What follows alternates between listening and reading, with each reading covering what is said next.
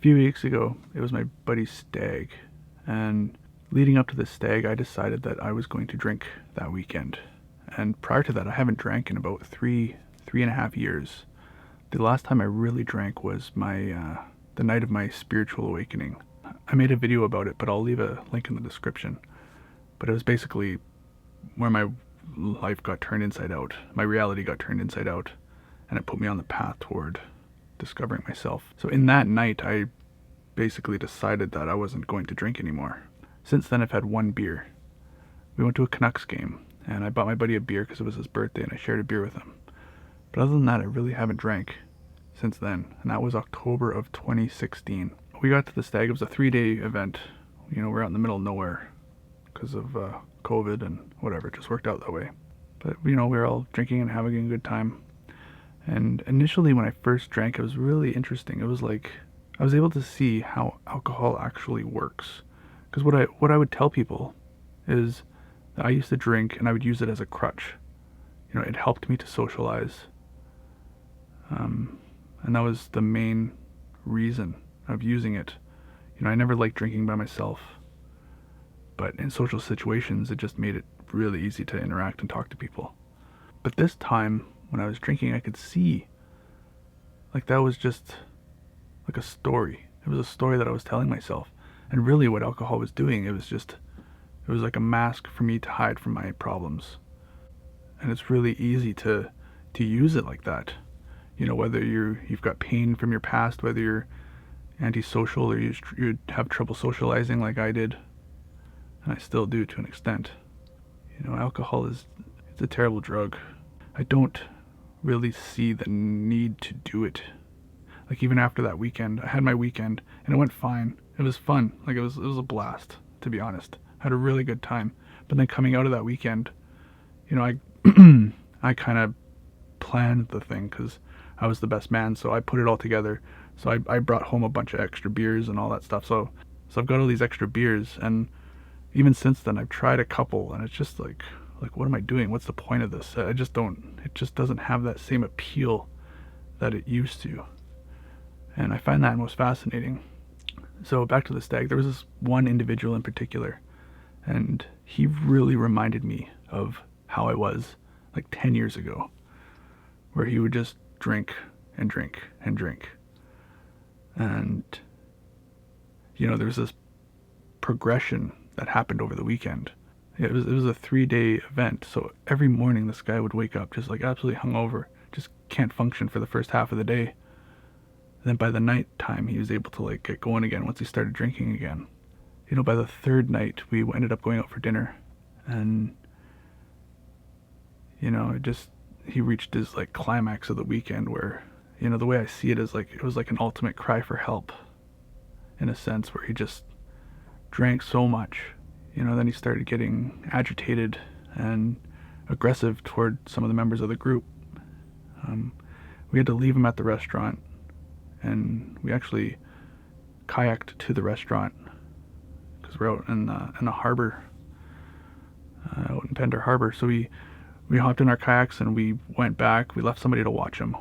The rest of us went back. Somebody got their car, and then they drove to the restaurant. We were able to pick him up because he just didn't want to be in the kayak and he couldn't sit still for 40 minutes. So, but then after that, like there was like this big commotion, and other people got involved, and he ended up at some paramedic's house after he ran away, and he ended up calling one of us, so we went and picked him up. So bringing him back, he was highly intoxicated, super embarrassed, and he didn't really he wasn't part of the group. He's kind of like most of us know each other, and then there's him. He's just an acquaintance.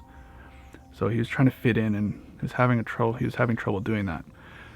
But we had discussed that we were going to do MDMA that weekend, and finally it was like the last night. We had a campfire, beautiful night out, nice and dry, and so we had a campfire, and a few of us did MDMA. And then when he shows back up, he was asking for it, and I was really hesitant to give it to him because just the scene that he put on is like, I don't know if this is good for you. But what's important is you're going to stop drinking, that's for sure. So I ended up giving him a cap. I ended up taking a little bit out, so it wasn't a full cap. But man, I tell you, that campfire was just the change in energy that MDMA provided. It was incredible. Like this individual alone, he's pretty agitated, but his agitation flowed over and it made a lot of other people feel uneasy. And once the M kicked in and we're all sitting around the campfire talking, then like it was like it's like I've done this. I've had this experience before. I usually go camping at least once a year with my buddies, and usually MDMA is involved. On top of that, it usually happens where a couple extra times a year that we'll get together and we'll do this kind of thing. But we sit around and we just share whatever we feel like. And MDMA opens doors that we didn't know that there were doors there to be walked through. And in a group setting like that, we're all like energetically attached to each other. So it doesn't matter who's walking through that door, we're all walking through that door together. So somebody could share an idea or an experience or something they fear or some problem that they're working on or issue or some direction in life that they're looking to take. And we're all on that journey together because they share, and then it leads into something else and it leads into something else. And it's just like this, just this beautiful exploration of group therapy. And so for this individual, this individual claimed that he had a lot of experience with MDMA, but to be honest, I don't think he's ever had an experience where he was able to just sit around with a bunch of guys and just openly share how he felt and pain from his past, and like the potential for healing was so great there. And it's up to him to take whatever he needs to take away from that experience and incorporate it into his life. But man, it was just like, it was so beautiful to watch. And all I could see was just like, there's so much potential for you to grow here. And, putting on a show of needing to drink and needing to like prove yourself to anybody. It's just this facade. It's so silly. It's so silly. But I tell you, that group therapy, like, not even that weekend, but whenever it happens, it's always such a magical event. And it's so simple. We're just talking. So I used to look at alcohol as like this crutch that I used to lean on, but it's I wouldn't even call it a tool. I mean, everything is a tool if used properly, but it was not a tool for me, but like a really thick mask that I could hide behind. And the mask was so thick that when I actually drank, that level between myself and my pain would get thicker and thicker, to the point where no matter what happened or how I felt or anything externally, like I couldn't be hurt. Until the next morning I wake up and I'm suffering ultimately.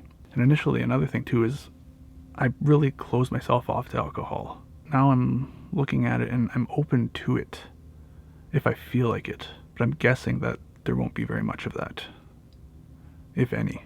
It's really interesting looking back on everything, and these like little events in my life. I'm able to measure my old self versus my new self, and I'm able to see the contrast, the drastic contrast. So I marked that up as growth, which is great. I'll take it. So I started a Nondual therapy Discord, and currently there's only like 4 or 5 people in there. But the funny thing is one of the people that's in there is a practitioner, or provider at least. And there was another person in there that's like working on himself in that sense. And they're both in the same city, which is like, it's funny how it worked out. In all the world, these 2 people are from the same city. So there's potential for them to meet up. So now I'm thinking like maybe I could use it as a platform to like bring people together. Because I get asked quite often, it's like, how do I get 5-MeO? It's like, I can't tell you that. You need to figure that out for yourself. But if there's a way for me to bring people, if there's a way for me to help bring people closer together. Because providers, they deal with it a lot, so they have access to this stuff. And people looking, maybe they can find somebody that's close, find somebody that they trust. So we'll see how that grows, but that's kind of like at least one direction where it's going. You can follow me on Instagram, Facebook. My links are in the description. Thanks for watching. I'll see you in the next one.